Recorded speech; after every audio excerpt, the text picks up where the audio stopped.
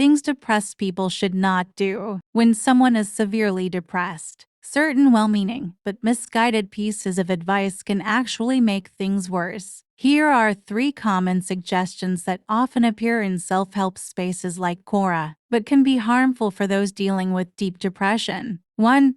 Do things you enjoy. On the surface, this seems like logical advice. If you do things that bring joy, you should feel better, right? But for someone in the depths of depression, the problem is that nothing brings joy. The world feels flat, colorless, and empty. Even things they used to love, music, hobbies, socializing, can feel completely meaningless. Trying to engage in these activities and feeling absolutely nothing can be soul-crushing. It only reinforces the idea that something is deeply broken inside them, worsening feelings of hopelessness. Instead of forcing enjoyable activities, it may be more helpful to focus on small, neutral actions that don't carry emotional expectations, like taking a short walk, drinking a warm beverage, or simply sitting outside for a few minutes. 2. Read. Reading is often suggested as a way to stay mentally engaged, find inspiration,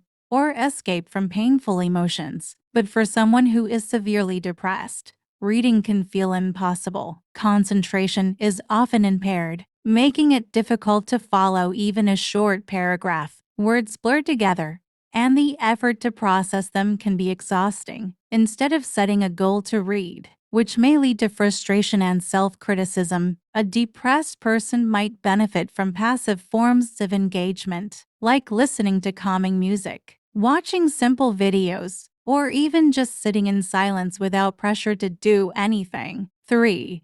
Practice gratitude. Gratitude is often seen as a universal cure for unhappiness, but for someone with severe depression, it can have the opposite effect. Instead of feeling grateful, they may feel guilty. They think, why should I have a roof over my head when others are homeless? Why do I have a loving family when so many are alone? This self-critical spiral can make them feel even worse, reinforcing feelings of unworthiness. Rather than forcing gratitude, it's often more helpful to practice self-compassion. Instead of "I should be grateful," a more helpful thought might be, "I am struggling, and that's okay." Accepting emotions without judgment is often a gentler and more effective approach. Final thoughts. These 3 pieces of advice, doing enjoyable things, reading, and practicing gratitude, can be helpful for people with mild depression or those in recovery. But for someone suffering from severe depression, they can feel like impossible tasks, leading to more frustration and self-blame. Instead of focusing on what they should do, the most important thing is to allow space for healing without pressure, guilt,